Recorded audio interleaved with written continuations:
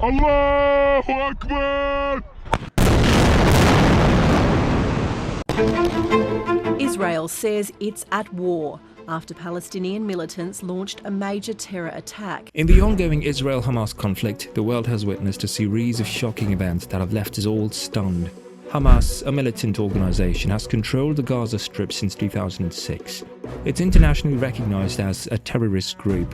Recently, Hamas surprisingly carried out a massive rocket barrage on Israel, and on the counter, Israel declared war against them. So get ready, as today in this video we'll discuss the Israel-Hamas war conflicts. From deadly rocket attacks to international tensions, here are the top 10 most shocking moments from the Israel-Hamas war.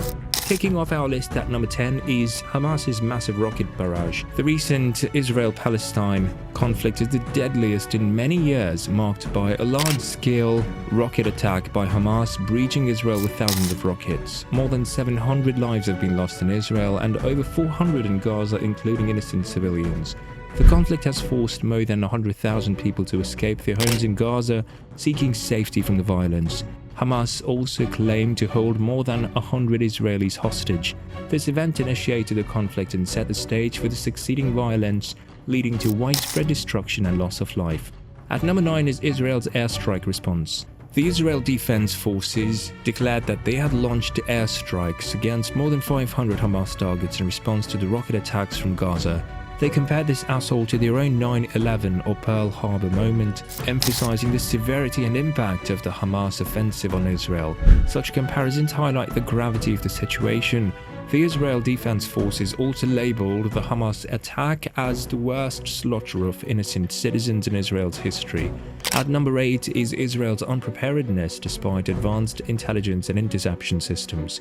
Israel has one of the most advanced and greatest intelligence systems, but despite having such systems, the current attack took Israel by surprise, and they were not prepared for this. This attack is much like the Yom Kippur War, when many soldiers were on leave due to the holiest day in Judaism, Yom Kippur. The deadly Yom Kippur War happened in 1973. It's worth noting that during the Yom Kippur War, over 2,500 Israeli soldiers lost their lives. This recent attack occurred when Israelis were getting ready to celebrate Simchat Torah, which marks the end of the annual cycle of public Torah readings and the beginning of a new one.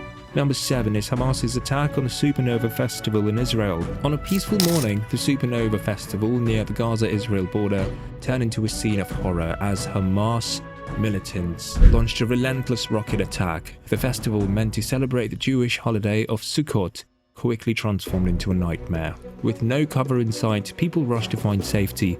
The festival grounds emptied rapidly, leaving behind chaos and confusion. Cars became trapped in traffic on the roads. Video shared on social media captured the terrifying scene of the people running, with the echoes of gunfire in the background. At least 260 bodies were later be found at the festival site, according to Israeli rescue service Zaka. Some attendees were taken hostage and seen in social media videos being seized by Hamas armed forces. On number 6 is the hostage crisis, where young Israelis are taken by Palestinian militants. Disturbing videos have emerged showing young Israelis being taken hostage by Palestinian militants. One clip depicts a distressed young woman being transported on a motorcycle between two militants, while nearby a young man is seen being led away by gunmen. There are some additional videos that have emerged, including one showing Noah Argamani captured in a room and another showing Shani Loke, a 23-year-old German-Israeli dual national, being paraded through Gaza streets held by militants.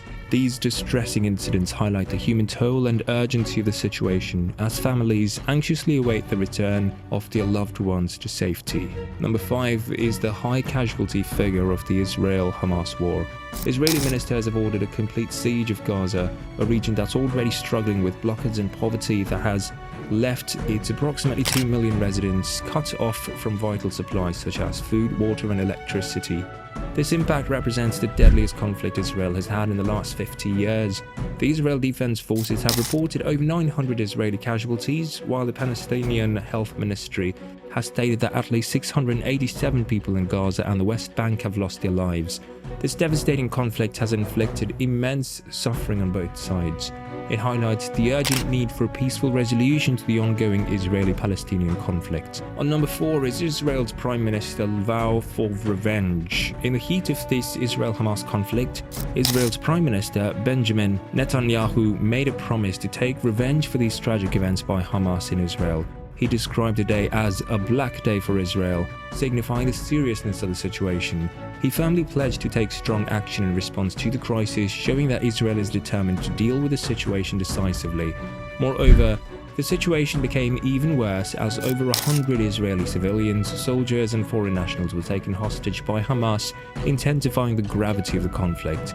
Israel immediately embarked on efforts to rescue these hostages and regain control of areas outside Gaza after approximately 48 hours of intense fighting. The Israel Defense Forces played a pivotal role in protecting their citizens and securing the region.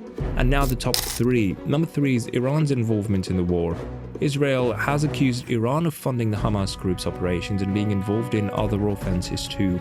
This move highlights the potential for conflict and also adds another layer of complexity to an already tense situation.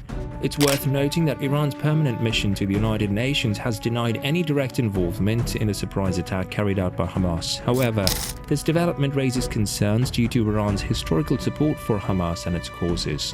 On the second is the UN Security Council's failure.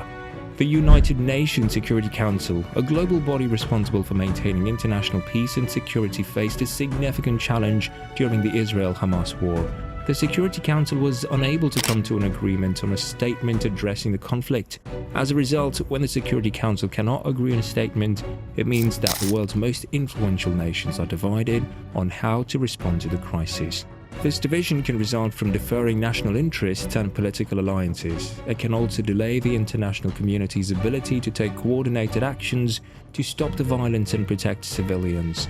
This failure highlights the complex diplomatic hurdles in finding a peaceful resolution to the Israel-Hamas conflict. And now the first number is the global impact on multiple nationalities due to this war. This Israel-Hamas conflict took a distressing turn as citizens from several countries found themselves caught in the disruption. People from Thailand, Brazil, Britain, France, Germany, Ireland, Mexico, Nepal and Ukraine were tragically affected. Some lost their lives, some were kidnapped and others went missing.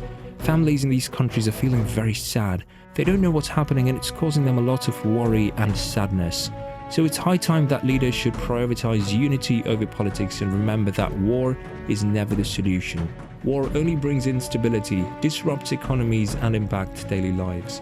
Therefore, war is dangerous to all and we must strive for peaceful solutions. Stay informed and promote peace. That's it. It's a wrap, guys. Thank you for sticking around till the end of this video. Don't forget to hit that subscribe icon and turn on post notification. If you enjoyed this video as much as I did, please hit that thumbs up icon and tell me what you think in the comment section. I'd love to read your feedback.